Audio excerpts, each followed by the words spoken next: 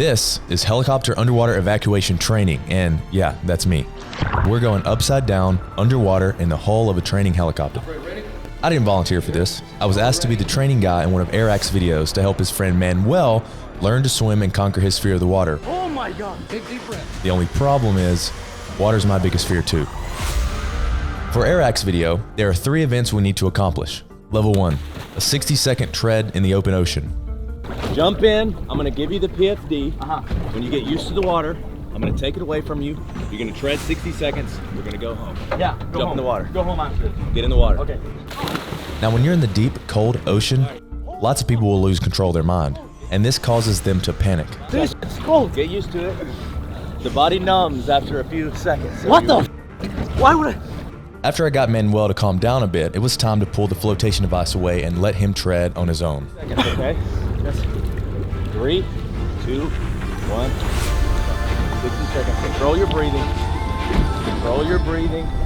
Be deliberate about it. Don't doggy paddle. Remember, back and forth.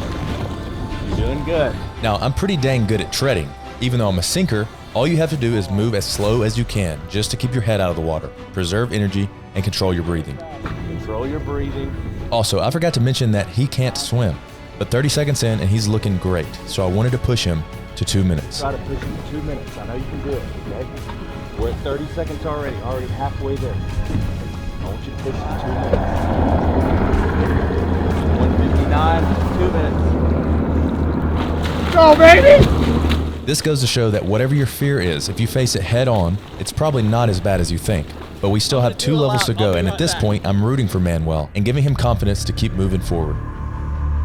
Level 2, a 25-meter underwater swim. This is no ordinary swim. Manuel has to swim inside of a plexiglass ceiling and breathe through the holes. He's testing out the hole just so we can be sure he can fit his mouth over there. Looks like he's doing pretty well.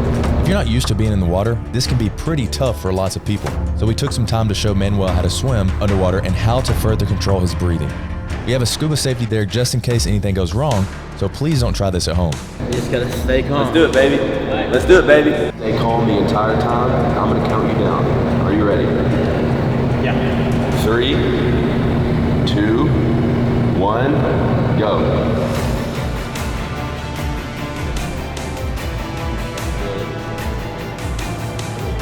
Four holes left.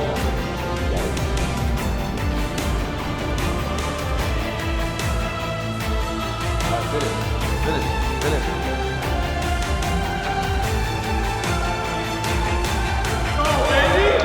Nice. Level 2 is complete, and I'm actually pretty proud of Manuel at this point, but there's always a level higher, and we're about to go there.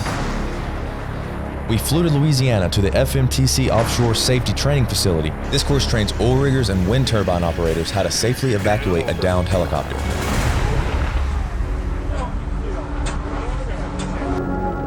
In 1999, the USS Pecos went through a fatal helicopter crash. 18 on board, 11 survivors, 7 Marines lost their life. In 2001, the Marine Corps enacted this training for all helo units and special operators. So this is a real training that's needed to help increase the survival rate in these jobs. Now, I was a water guy. I drove small boats in the Navy, and last year was my first real open water swim. Swam 4 miles in the Hudson. A distance of 3.8 miles on my watch. That's by far the longest. Thanks for that. I'm just kidding. I'm just messing. That's the longest time I've ever swum before in my entire life, and this was the hardest thing I've ever done. I know what you're thinking, but Austen, you do water stuff all the time, which is true, but I'm doing that to help conquer my fear of the water. I can't think of anything else that I'm afraid of. I'm not claustrophobic. I'm not scared of heights.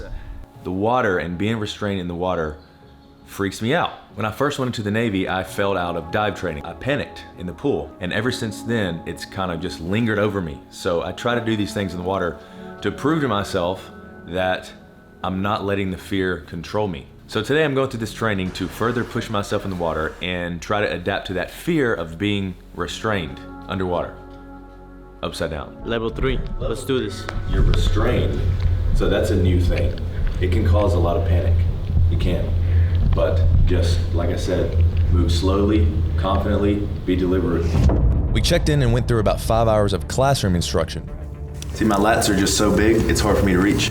We learned the types of uniforms and gear that these jobs use for safety. This was an actual full day of training for a certification, so we hit all the requirements before heading into the pool. We have 2 divers in the water, and they also have an instructor inside with y'all, and like everything is FMTC legalized and ready to go. Okay. This is a 4-point yoke system, right? So the face of this buckle turns. All right, you can turn it either way as long as you turn it all the way to one side, they'll all come apart, okay? We start coming down, bam, we make impact with the ground. Right, at this point when all motion has stopped, me as the pilot, I want to make sure that y'all are locating your exit and locating your buckle. Be ready for evacuation, right? Colin, right? Before we get dunked, we used our gear and got used to the feeling underwater. This definitely helped Manuel because he had never used any of this gear before. After a few safety checks, it was time to go through the first dunk, which was with no window and no rotation. Exercise number 1, straight down, no windows in place, okay? We're taking baby steps to make sure we can remain calm before the actual dunk and rotation.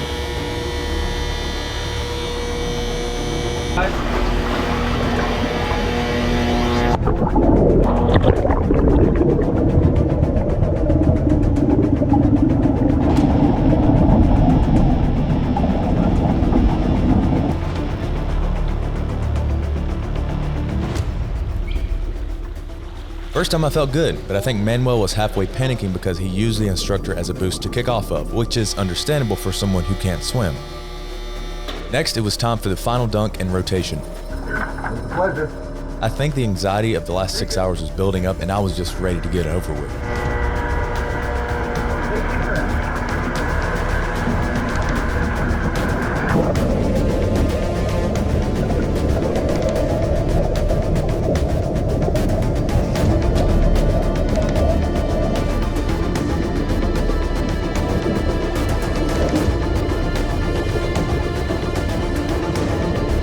In the middle of me trying to escape, I felt a snag. Something wasn't letting me get out of the helicopter. Still staying calm, I reached back and unsnagged myself so I could break free.